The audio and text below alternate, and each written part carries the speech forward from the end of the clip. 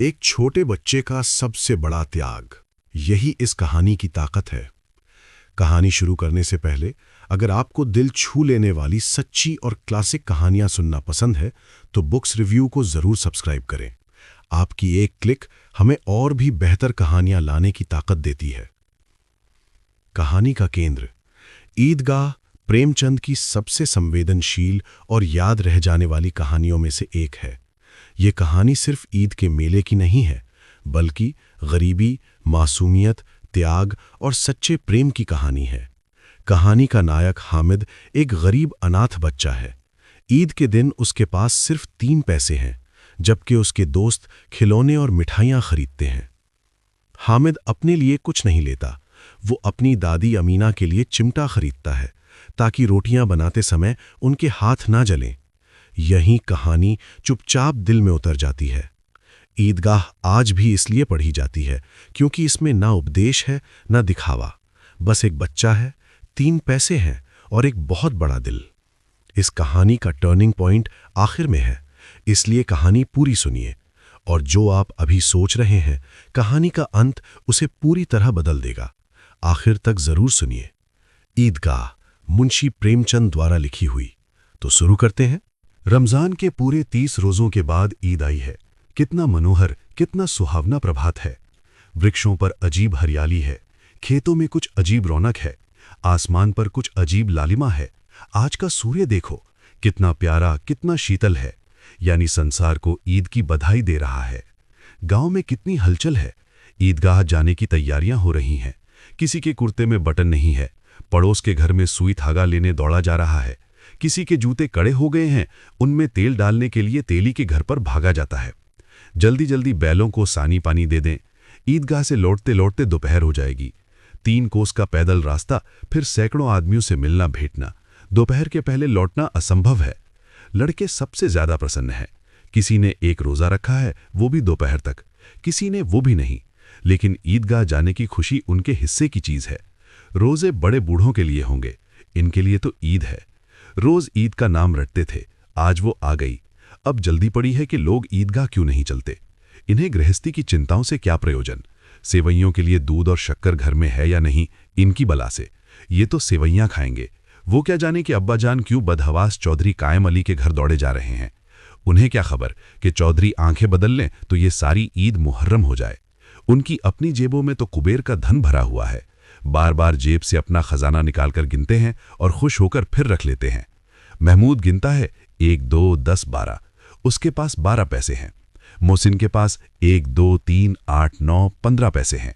इन्हीं अनगिनती पैसों में अनगिनती चीजें लाएंगे, खिलौने, मिठाइयां, बिगुल, गेंद और जाने क्या क्या। और सबसे ज्यादा प्रसन्न है हामिद, वो 4-5 साल का गरीब सूरत, दुबला पतला लड़का जिसका बाप गत वर्ष हैजे की भेंट हो गया और माँ न जाने क्यों पीली होती होती एक दिन मर गई। किसी को पता क्या बीमारी है, कहती तो कौन सुनने वाला था। दिल पर जो कुछ बीतती थी वो दिल में ही सहती थी, और जब ना सहा गया तो संसार से विदा हो गई। अब हामिद अपनी बूढ़ी दादी अमीना की गोद में सोता है और उतना ही प्रसन्न है। उसके अब्बा जान रुपये कमाने गए हैं, बहुत सी थैलियां लेकर आएंगे। अम्मी जान अल्लाह मियाँ के घर से उसके लिए बड़ी अच्छी अच्छी चीजें लाने गई हैं, इसलिए हामिद प्रसन्न है। आशा तो बड़ी चीज है, और फिर बच्चों की आशा, उनकी कल्पना तो राई का पर्वत बना लेती है। हामिद के पाँव में जूते नहीं हैं, सिर पर एक पुरानी धुरानी टोपी है जिसका गोटा काला पड़ गया है, फिर भी वो प्रसन्न है। जब उसके अब्बा जान थैलियां और अम्मी जान नियामतें लेकर आएंगी तो वो दिल से अरमान निकाल लेगा। तब देखेगा मोहसिन, नूरे और सम्मी कहाँ से उतने पैसे निकालेंगे।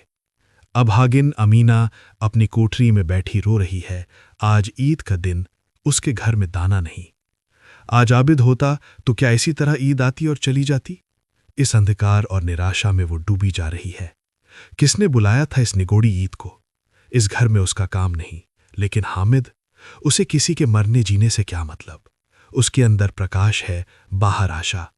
विपत्ति अपना सारा दल बल लेकर आए, हामिद की आनंद भरी चितवन उसका विध्वंस कर देगी। हामिद भीतर जाकर दादी से कहता है, तुम डरना नहीं अम्मा, मैं सबसे पहले आऊंगा, बिल्कुल न डरना।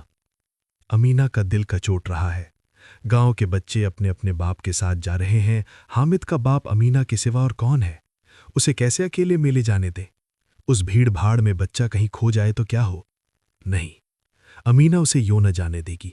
नन्ही सी जान, 3 कोस चलेगा कैसे? पैर में छाले पड़ जाएंगे, जूते भी तो नहीं है।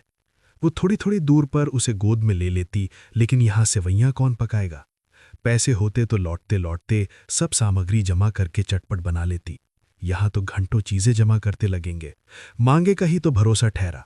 उस दिन फहीमन के कपड़े सिले थे, 8 आने पैसे मिले थे। उस अठन्नी को ईमान की तरह बचाती चली आती थी इसी ईद के लिए। लेकिन कल ग्वालन सिर पर सवार हो गई तो क्या करती?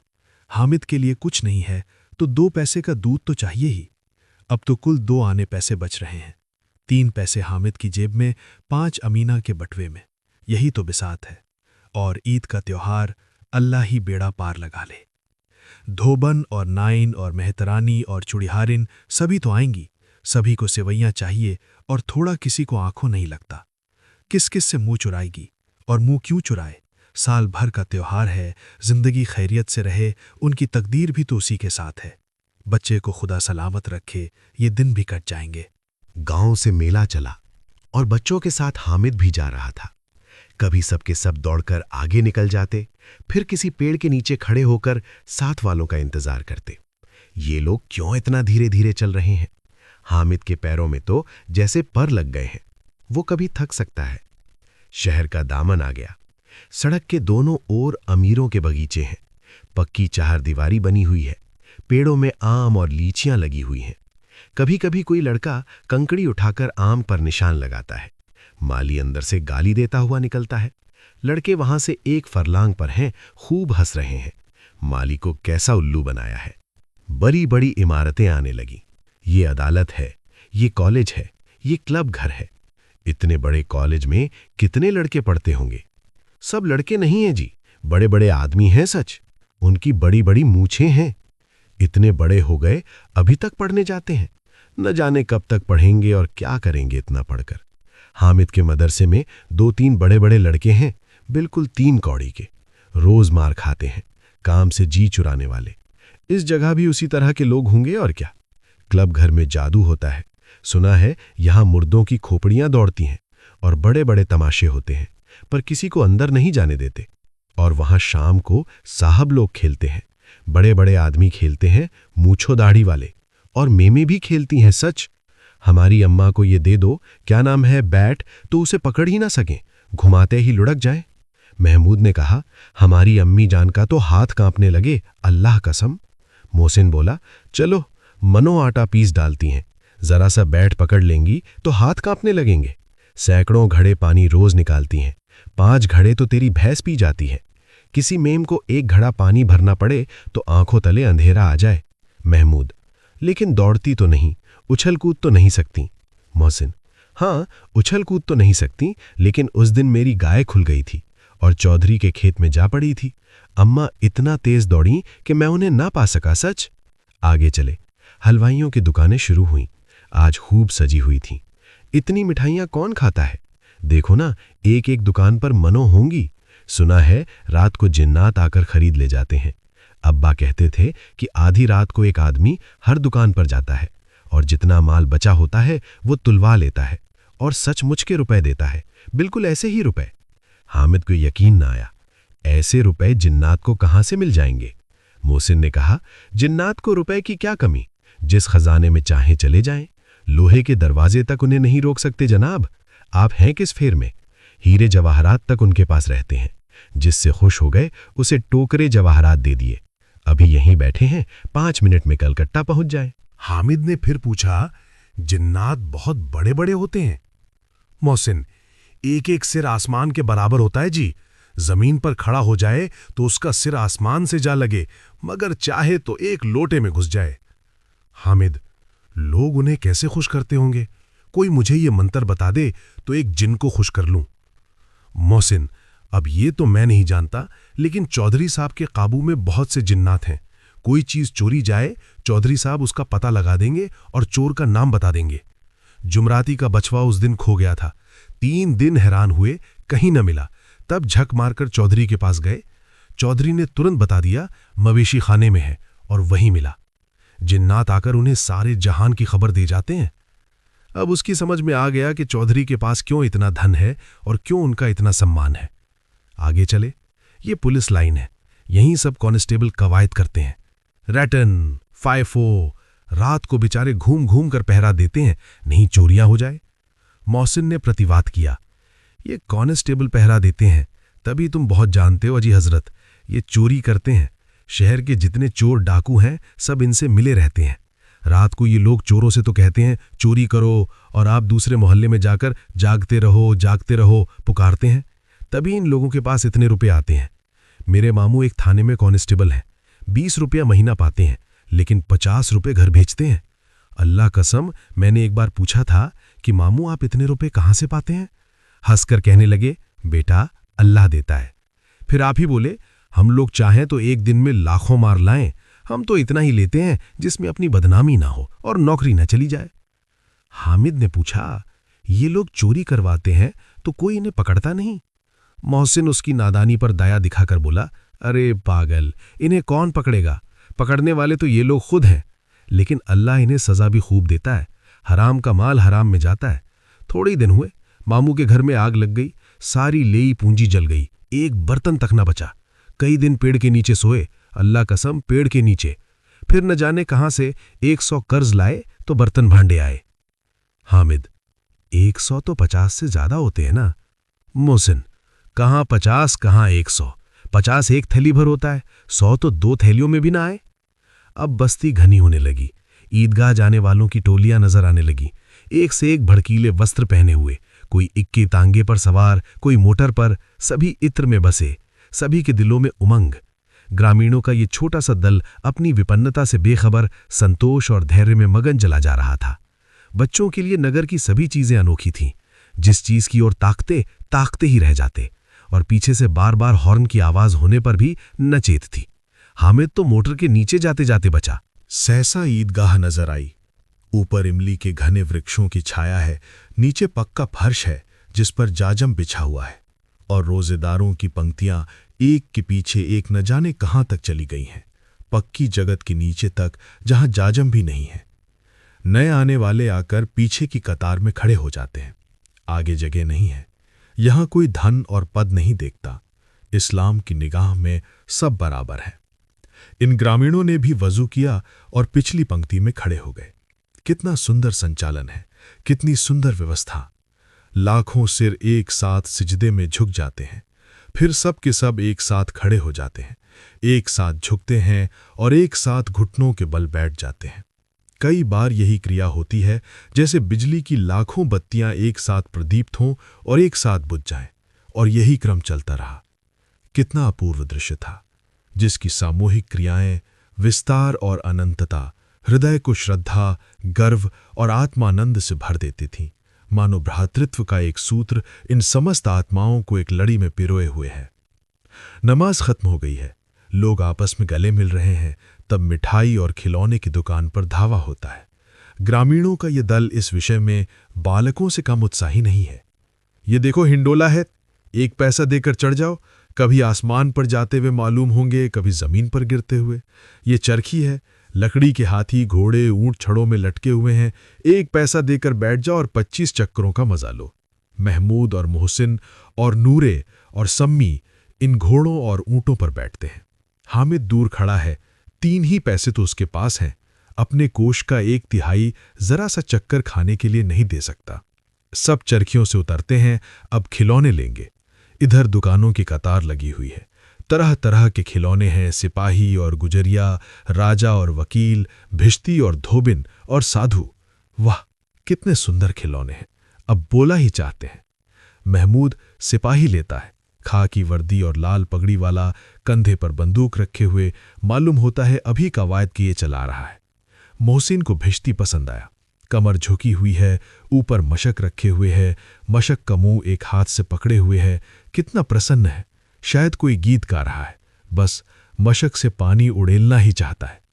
नूरे को वकील से प्रेम है, कैसी विद्वत्ता है उसके मुख पर। काला चोगा, नीचे सफेद अचकन, अचकन के सामने की जेब में घड़ी, सुनहरी जंजीर, एक हाथ में कानून का पोथा लिए हुए हैं। मालूम होता है अभी किसी अदालत से जिरा या बहस किए चले आ रहे हैं। ये सब 2-2 पैसे के खिलौने हैं। हामिद के पास कुल 3 पैसे हैं। इतने महंगे खिलौने वो कैसे ले? खिलौना कहीं हाथ से छूट पड़े तो चूर चूर हो जाए, जरा पानी पड़े तो सारा रंग उड़ेल जाए। ऐसे खिलौने लेकर वो क्या करेगा, किस काम के? मोहसिन कहता है, मेरा भिश्ती रोज पानी दे जाएगा सांझ सवेरे। महमूद, और मेरा सिपाही घर का पहरा देगा, कोई चोर आएगा तो फौरन बंदूक से फैर कर देगा। नूरे, और मेरा वकील खूब मुकदमा लड़ेगा। सम्मी, और मेरी धोबिन रोज कपड़े धोएगी। हामिद खिलौनों की निंदा करता है, मिट्टी ही के तो हैं, गिरे तो चकनाचूर हो जाएं। लेकिन ललचाई हुई आंखों से खिलौनों को देख रहा है और चाहता है कि जरा देर के लिए उन्हें हाथ में ले सकता। उसके हाथ अनायास ही लपकते हैं, लेकिन लड़के इतने त्यागी नहीं होते, विशेषकर जब अभी नया शौक है। हामिद ललचाता रह जाता है। खिलौने के बाद मिठाइयां आती हैं। किसी ने रेवड़ियां ली हैं, किसी ने गुलाब जामुन, किसी ने सोहन हलवा। मजे से खा रहे हैं। हामिद बिरादरी से पृथक है। अब आगे के पास 3 पैसे हैं, क्यों नहीं कुछ लेकर खाता? ललचाई आंखों से सबकी ओर देखता है। मोहसिन कहता है, हामिद रेवड़ी ले जा, कितनी खुशबूदार है। हामिद को संदेह हुआ, ये केवल क्रूर विनोद है, मोहसिन इतना उदार नहीं है। लेकिन ये जानकर भी वो उसके पास जाता है। मोहसिन दोने से एक रेवड़ी निकालकर हामिद की ओर बढ़ाता है। हामिद हाथ फैलाता है। मोहसिन रेवड़ी अपने मुंह में रख लेता है। महमूद, नूरे और सम्मी खूब तालियां बजा बजाकर हंसते हैं। हामिद फिसिया जाता है। मोहसिन, अच्छा अब की जरूर देंगे हामिद, अल्लाह कसम ले जाओ। हामिद, रखे रहो, क्या मेरे पास पैसे नहीं है? सम्मी, 3 ही पैसे तो हैं, 3 पैसे में क्या क्या लोगे? महमूद, हमसे गुलाब जामुन ले जाओ हामिद, मोहसिन बदमाश है। हामिद, मिठाई कौन बड़ी नेमत है, किताब में इसकी कितनी बुराइयां लिखी हैं। मोहसिन, लेकिन दिल में कह रहे होंगे कि मिले तो खा ले, अपने पैसे क्यों नहीं निकालते? महमूद, हम समझते हैं इसकी चालाकी, जब हमारे सारे पैसे खर्च हो जाएंगे तो हमें ललचा ललचा कर खाएगा। मिठाइयों के बाद कुछ दुकानें लोहे की चीजों की, कुछ गिलट और कुछ नकली गहनों की। लड़कों के लिए यहां कोई आकर्षण न था, वे सब आगे बढ़ जाते हैं। हामिद लोहे की दुकान पर रुक जाता है। कई चिमटे रखे हुए थे। उसे ख्याल आया दादी के पास चिमटा नहीं है। तवे से रोटियां उतारती हैं तो हाथ जल जाता है। अगर वो चिमटा ले जाकर दादी को दे दे तो वो कितना प्रसन्न होंगी, फिर उनकी उंगलियां कभी न जलेंगी। घर में एक काम की चीज हो जाएगी। खिलौने से क्या फायदा, व्यर्थ में पैसे खराब होते हैं। जरा देर ही की तो खुशी होती है, फिर तो खिलौने को कोई आंख उठाकर नहीं देखता। ये तो घर पहुंचते पहुंचते टूट फूट बराबर हो जाएंगे। या छोटे बच्चे जो मेले में नहीं आए हैं जिद करके ले लेंगे और तोड़ डालेंगे।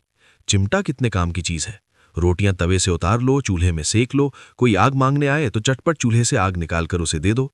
अम्मा बेचारी को कहाँ फुर्सत है कि बाजार आएं, और इतने पैसे ही कहाँ मिलते हैं, रोज हाथ जला लेती हैं। हामिद के साथी आगे बढ़ गए हैं। सबील पर सब के सब शरबत पी रहे हैं। देखो सब कितने लालची हैं। इतनी मिठाइयां ली, मुझे किसी ने एक भी न दी। उस पर कहते हैं मेरे साथ खेलो, मेरा ये काम करो। अब अगर किसी ने कोई काम करने को कहा तो पूछूंगा, खाए मिठाइयां, अब मुंह सड़ेगा, फोड़े फुंसियां निकलेंगी, आप ही जबान चटोरी हो जाएगी, तब घर से पैसे चुराएंगे और मार खाएंगे। किताब में झूठी बातें थोड़ी ही लिखी हैं। मेरी जबान क्यों खराब होगी? अम्मा चिमटा देखते ही दौड़कर मेरे हाथ से ले लेंगी और कहेंगी, मेरा बच्चा अम्मा के लिए चिमटा लाया है, कितना अच्छा लड़का है। इन लोगों के खिलौने पर कौन इन्हें दुआएं देगा? बड़ों की दुआएं सीधे अल्लाह के दरबार में पहुंचती हैं और तुरंत सुनी जाती हैं। मेरे पास पैसे नहीं हैं, तभी तो मोहसिन और महमूद यूं मिजाज दिखाते हैं। मैं भी इनसे मिजाज। हामिद के साथी आगे बढ़ गए हैं। सबील पर सब के सब शरबत पी रहे हैं। देखो सब कितने लालची हैं। इतनी मिठाइयां ली, मुझे किसी ने एक भी न दी। उस पर कहते हैं मेरे साथ खेलो, मेरा ये काम करो। अब अगर किसी ने कोई काम करने को कहा तो पूछूंगा, खाए मिठाइयां, अब मुंह सड़ेगा, फोड़े फुंसियां निकलेंगी, आप ही जबान चटोरी हो जाएगी, तब घर से पैसे चुराएंगे और मार खाएंगे।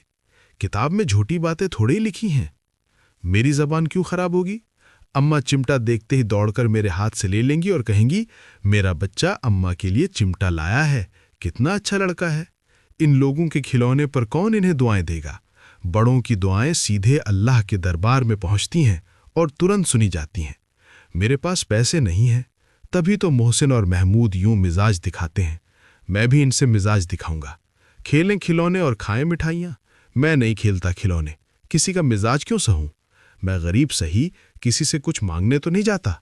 आखिर अब्बा जान कभी न कभी आएंगे, अम्मा भी आएंगी ही। फिर इन लोगों से पूछूंगा कितने खिलौने लोगे, एक एक को टोकरियां खिलौने दूं और दिखा दूं कि दोस्तों के साथ इस तरह का सलूक किया जाता है। ये नहीं कि 1 पैसे की रेवड़ियां लीं तो चढ़ा चढ़ा कर खाने लगे। सब के सब खूब हंसेंगे कि हामिद ने चिमटा लिया है। हंसे मेरी बला से। उसने दुकानदार से पूछा, ये चिमटा कितने का है? दुकानदार ने उसकी ओर देखा और कोई आदमी साथ ना देखकर कहा, तुम्हारे काम का नहीं है जी। बिकाऊ है कि नहीं? बिकाऊ क्यों नहीं है और यहां क्यों लाद लाए हैं? तो बताते क्यों नहीं, क्या पैसे का है? 6 पैसे लगेंगे। हामिद का दिल बैठ गया। ठीक ठीक 5 पैसे लगेंगे, लेना हो लो, नहीं चलते बनो। हामिद ने कलेजा मजबूत करके कहा, 3 पैसे लोगे? ये कहता हुआ वो आगे बढ़ गया कि दुकानदार की घुड़कियां न सुने। लेकिन दुकानदार ने घुड़कियां नहीं दी, बुलाकर चिमटा दे दिया। हामिद ने उसे इस तरह कंधे पर रखा मानो बंदूक है और शान से अकड़ता हुआ संगियों के पास आया। जरा सुने सबके सब क्या क्या आलोचनाएं करते हैं। मोहसिन ने हंसकर कहा, ये चिमटा क्यों लाया पगले, इससे क्या करेगा? हामिद ने चिमटे को जमीन पर पटक कर कहा, जरा अपना भिश्ती जमीन पर गिरा दो, सारी पसलियां चूर चूर हो जाएं बच्चों की। महमूद बोला, तो ये चिमटा कोई खिलौना है? हामिद, खिलौना क्यों नहीं है, अभी कंधे पर रखा बंदूक हो गई, हाथ में ले लिया फकीरों का चिमटा हो गया। चाहूं तो इससे मजीरे का काम ले सकता हूं। एक चिमटा जमा दूं तो तुम लोगों के सारे खिलौनों की जान निकल जाए। तुम्हारे खिलौने कितना ही जोर लगाएं, मेरे चिमटे का बाल भी बांका नहीं कर सकते। मेरा बहादुर शेर है चिमटा। सम्मी ने खंजरी ली थी, प्रभावित होकर बोला, मेरी खंजरी से बदलोगे? 2 आने की है। हामिद ने खंजरी की ओर उपेक्षा से देखा। मेरा चिमटा चाहे तो तुम्हारी खंजरी का पेट फाड़ डाले। बस एक चमड़े की झिल्ली लगा दी, ढप ढप बोलने लगी। जरा सा पानी लग जाए तो खत्म हो जाए। मेरा बहादुर चिमटा आग में, पानी में, आंधी में, तूफान में बराबर डटा खड़ा रहेगा। चिमटे ने सभी को मोहित कर लिया। अब पैसे किसके पास धरे हैं? फिर मेले से दूर निकल आए हैं। 9 कब के बज गए हैं। धूप तेज हो रही है, घर पहुंचने की जल्दी हो रही है। बाप से जिद भी करें तो चिमटा नहीं मिल सकता। हामिद है बड़ा चालाक, इसीलिए बदमाश ने अपने पैसे बचा रखे थे। अब बालकों के 2 दल हो गए हैं। मोहसिन, महमूद, सम्मी और नूरे एक तरफ हैं, हामिद अकेला दूसरी तरफ। शास्त्रार्थ हो रहा है। सम्मी तो विधर्मी हो गया, दूसरे पक्ष से जा मिला। लेकिन मोहसिन, महमूद और नूरे भी हामिद से 1-1, 2-2 साल बड़े होने पर भी हामिद के आघातों से आतंकित हो उठे हैं। उसके पास न्याय का बल है और नीति की शक्ति। एक ओर मिट्टी है, दूसरी ओर लोहा, जो इस वक्त अपने को फौलाद कह रहा है। वो अजय है, घातक है। अगर कोई शेर आ जाए तो मियाँ भिश्ती के छक्के छूट जाएं, मियाँ सिपाही मिट्टी की बंदूक छोड़कर भागें, वकील साहब की नानी मर जाए, चोगे में मुंह छिपाकर जमीन पर लेट जाए। मगर ये चिमटा, ये बहादुर, ये रुस्तमे हिंद लपक कर शेर की गर्दन पर सवार हो जाएगा और उसकी आंखें निकाल लेगा। मोहसिन ने एड़ी चोटी का जोर लगाकर कहा, अच्छा पानी तो नहीं भर सकता? हामिद ने चिमटे को सीधा खड़ा करके कहा, भिश्ती को एक डांट बताएगा तो दौड़ा हुआ पानी लाकर उसके द्वार पर छिड़कने लगेगा। मोहसिन परास्त हो गया, पर महमूद ने कुमुक पहुंचाई। अगर बच्चा पकड़ जाए तो अदालत में बंधे बंधे फिरेंगे, तब तो वकील साहब के पैरों पड़ेंगे। हामिद इस प्रबल तर्क का जवाब न दे सका। उसने पूछा, हमें पकड़ने कौन आएगा? नूरे ने अकड़ कर कहा, ये सिपाही, बंदूक वाला। हामिद ने मुंह चढ़ाकर कहा, ये बेचारे हम बहादुर रुस्तमे हिंद को पकड़ेंगे? अच्छा लाओ, अभी जरा कुश्ती हो जाए, इसकी सूरत देखकर दूर से भागेंगे, पकड़ेंगे क्या बेचारे? मोहसिन को एक नई चोट सूझ गई। तुम्हारे चिमटे का मुंह रोज आग में जलेगा। उसने समझा था कि हामिद लाजवाब हो जाएगा, लेकिन ये बात न हुई। हामिद ने तुरंत जवाब दिया, आग में बहादुरी कूदते हैं जनाब। तुम्हारे ये वकील, सिपाही और भिश्ती लौंडियों की तरह घर में घुस जाएंगे। आग में कूदना वो काम है जो ये रुस्तमे हिंद ही कर सकता है।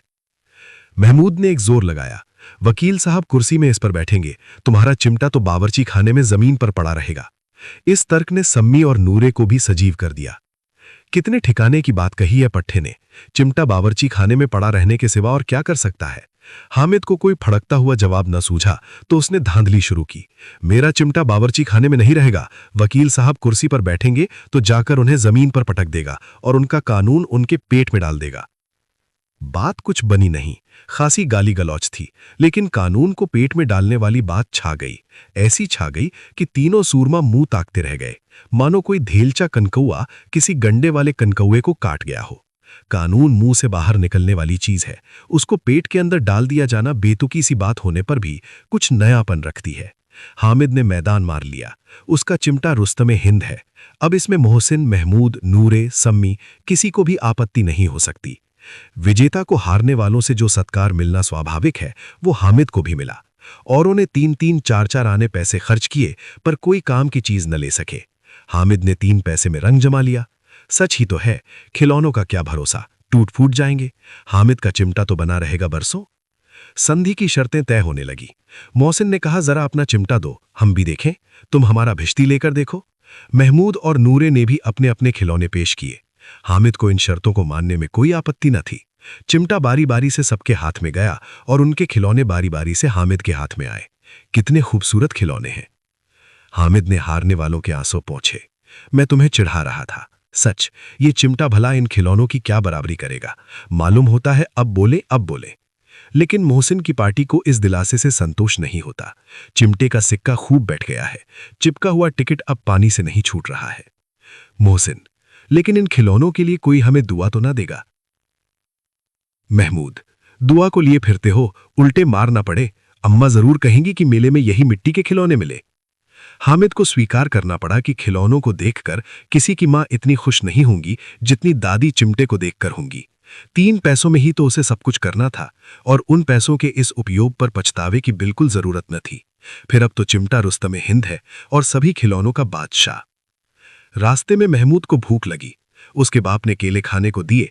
महमूद ने केवल हामिद को साझी बनाया। उसके अन्य मित्र मुंह ताकते रह गए। ये उस चिमटे का प्रसाद था। 11 बजे गांव में हलचल मच गई। मेले वाले आ गए। मोहसिन की छोटी बहन ने दौड़कर भिश्ती उसके हाथ से छीन लिया और मारे खुशी के जा उछली तो मियां भिश्ती नीचे आ रहे और सुरलोक सिधारे। इस पर भाई बहन में मारपीट हुई। दानों खूब रोए। उनकी अम्मा ये शोर सुनकर बिगड़ी और दोनों को ऊपर से 2-2 चांटे और लगाए। मियां नूरे के वकील का अंत उनके प्रतिष्ठानुकूल इससे ज्यादा गौरवमय हुआ। वकील जमीन पर या ताक पर तो नहीं बैठ सकता। उसकी मर्यादा का विचार तो करना ही होगा। दीवार में खूंटियां गाड़ी गईं, उन पर लकड़ी का एक पटरा रखा गया। पटरे पर कागज का कालीन बिछाया गया। वकील साहब राजा भोज की भांति सिंहासन पर विराजे। नूरे ने उन्हें पंखा झलना शुरू किया। अदालतों में खस की टट्टियां और बिजली के पंखे रहते हैं, क्या यहां मामूली पंखा भी ना हो? कानून की गर्मी दिमाग पर चढ़ जाएगी कि नहीं? बांस का पंखा आया और नूरे हवा करने लगे। मालूम नहीं पंखे की हवा से या पंखे की चोट से वकील साहब स्वर्ग लोक से मृत्यु लोक में आ रहे और उनका माटी का चोला माटी में मिल गया। फिर बड़े जोर शोर से मातम हुआ और वकील साहब की अस्थि घूरे पर डाल दी गई। अब रहा महमूद का सिपाही। उसे चटपट गांव का पहरा देने का चार्ज मिल गया। लेकिन पुलिस का सिपाही कोई साधारण व्यक्ति तो नहीं जो अपने पैरों चले। वो पालकी पर चलेगा। एक टोकरी आई, उसमें कुछ लाल रंग के फटे पुराने चिथड़े बिछाए गए, जिसमें सिपाही साहब आराम से लेटे। नूरे ने ये टोकरी उठाई और अपने द्वार का चक्कर लगाने लगे। उनके दोनों छोटे भाई सिपाही की तरह छोने वाले जागते लहो पुकारते चलते हैं, मगर रात तो अंधेरी ही होनी चाहिए। महमूद को ठोकर लग जाती है। टोकरी उसके हाथ से छूटकर गिर पड़ती है और मियां सिपाही अपनी बंदूक लिए जमीन पर आ जाते हैं और उनकी एक टांग में विकार आ जाता है। महमूद को आज ज्ञात हुआ कि वो अच्छा डॉक्टर है। उसको ऐसा मरहम मिला गया है जिससे वो टूटी टांग को आनन फानन जोड़ सकता है। केवल गूलर का दूध चाहिए। गूलर का दूध आता है, टांग जवाब दे देती है। शल्य क्रिया असफल हुई, तब उसकी दूसरी टांग भी तोड़ दी जाती है। अब कम से कम एक जगह आराम से बैठ तो सकता है। एक टांग से तो ना चल सकता था, ना बैठ सकता था। अब वो सिपाही सन्यासी हो गया है। अपनी जगह पर बैठा बैठा पहरा देता है। कभी कभी देवता भी बन जाता है। उसके सिर का झालरदार साफा खुरच दिया गया है। अब उसका जितना रूपांतर चाहो कर सकते हो। कभी कभी तो उससे बाट का काम भी लिया जाता है। अब मियां हामिद का हाल सुनिए। अमीना उसकी आवाज सुनते ही दौड़ी और उसे गोद में उठाकर प्यार करने लगी। सहसा उसके हाथ में चिमटा देखकर वो चौंकी। ये चिमटा कहाँ था? मैंने मोल लिया है। कै पैसे में? 3 पैसे दिए। अमीना ने छाती पीट ली। ये कैसा बेसमझ लड़का है कि दोपहर हुआ, कुछ खाया ना पिया, लाया क्या? चिमटा। सारे मेले में तुझे और कोई चीज ना मिली जो ये लोहे का चिमटा उठा लाया? हामिद ने अपराधी भाव से कहा, तुम्हारी उंगलियां तवे से जल जाती थीं, इसलिए मैंने इसे लिया। बुढ़िया का क्रोध तुरंत स्नेह में बदल गया, और स्नेह भी वो नहीं जो प्रगल्भ होता है और अपनी सारी कसक शब्दों में बिखेर देता है। ये मूक स्नेह था, खूब ठोस, रस और स्वाद से भरा हुआ। बच्चे में कितना त्याग, कितना सद्भाव और कितना विवेक है। दूसरों को खिलौने लेते और मिठाई खाते देखकर इसका मन कितना ललचाया होगा। इतना जब्त इससे हुआ कैसे? वहां भी इसे अपनी बुढ़िया दादी की याद बनी रही। अमीना का मन गदगद हो गया। और अब एक बड़ी विचित्र बात हुई, हामिद के इस चिमटे से भी विचित्र। बच्चे हामिद ने बूढ़े हामिद का पाठ खेला था। बुढ़िया अमीना बालिका अमीना बन गई। वो रोने लगी, दामन फैलाकर हामिद को दुआएं देती जाती थी और आंसू की बड़ी बड़ी बूंदें गिराती जाती थी। हामिद इसका रहस्य क्या समझता? कहानी को यहां तक सुनने के लिए बहुत बहुत धन्यवाद। अगर ये कहानी आपको अंदर तक छू गई हो तो वीडियो को लाइक कीजिए और ऐसी ही सच्ची कहानियों के लिए चैनल को सब्सक्राइब जरूर कीजिए। इस कहानी को उस इंसान के साथ भी शेयर करें जिसे आप समझते हैं कि इसे सुनना चाहिए। आपकी एक सब्सक्राइब हमें अगली कहानी लाने की ताकत देती है। और अगर आपका कोई सुझाव हो तो हमें कमेंट में जरूर बताएं। धन्यवाद।